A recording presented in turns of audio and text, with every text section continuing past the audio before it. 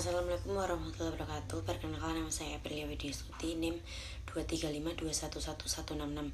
Nah, saya di sini akan ini ya, matkul PPKN UTS. Nah, soal yang pertama itu adalah perbedaan antara warga negara dan penduduk serta hak dan kewajiban warga negara Indonesia. Nah, jadi warga negara itu adalah orang yang memiliki hukuman hukum dengan suatu negara yang ditentukan oleh kewarganegaraan.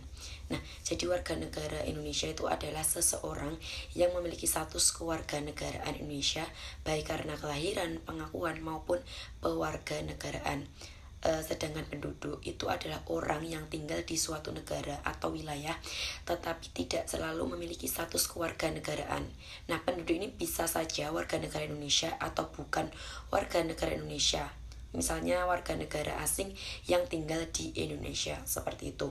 Nah, hak dan kewajiban warga negara Indonesia itu nih ada hak. Nah, haknya itu hak untuk memilih dan dipilih dalam pemilu. Terus hak untuk mendapatkan perlindungan hukum, hak untuk bekerja dan mendapatkan pendidikan, serta hak untuk mengajukan pendapat dan berkumpul.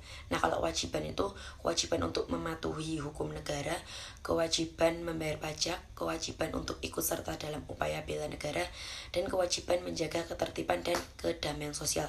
Nah, ini tuh tercantum dalam Undang-Undang Pasal 26 ayat 1 dan 2. Seperti itu. Nah, kalau soal yang nomor 2 itu makna Bhinneka Tunggal Ika dan contoh penerapannya. Nah, Bhinneka Tunggal Ika itu sendiri itu adalah semboyan negara Indonesia yang berarti berbeda-beda tetapi tetap satu jua. Nah, makna dari semboyan ini itu adalah bahwa meskipun Indonesia terdiri dari berbagai suku, agama, ras, dan budaya, tetapi satu dalam ikatan negara Indonesia. Nah, contoh penerapannya itu adalah menjaga toleransi antar umat beragama dengan saling menghormati keyakinan satu sama lain. Terus menghargai perbedaan suku dan budaya dalam kehidupan sehari-hari seperti dalam kegiatan gotong royong atau di tempat kerja. Nah, terus menerima keberagaman di sekolah dengan menghindari diskriminasi terhadap teman-teman yang berbeda suku atau agama. Seperti itu.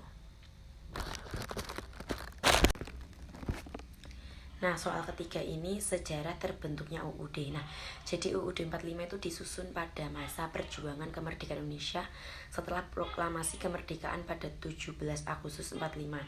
Nah, pada tanggal 18 Agustus 45 itu PPKI itu ya, yang dipimpin oleh Insinyur Soekarno dan Moh Hatta merumuskan dan mengesahkan UUD 45 sebagai konstitusi negara Indonesia. Nah, jadi proses perumusan UUD ini didasarkan pada semangat nasionalisme Indonesia yang menginginkan kemerdekaan dan pengaturan kehidupan berbangsa dan bernegara yang adil dan makmur. Nah, UUD 45 menjadi dasar hukum bagi penyelenggaraan negara Indonesia sampai saat ini, meskipun telah mengalami beberapa kali amandemen. Nah, ini terbentuknya UUD ini ya dari sidang BPUPK 2 PPKI 18 Agustus 45, terus Indonesia ganti dari serikat ganti jadi UUDS dan sampai akhirnya kembali ke UUD 45 melalui dekret Presiden 5 Juli 1959 sampai sekarang yang mengalami amandemen 4 kali dari tahun 99, 2000, 2001 dan 2002. Seperti itu.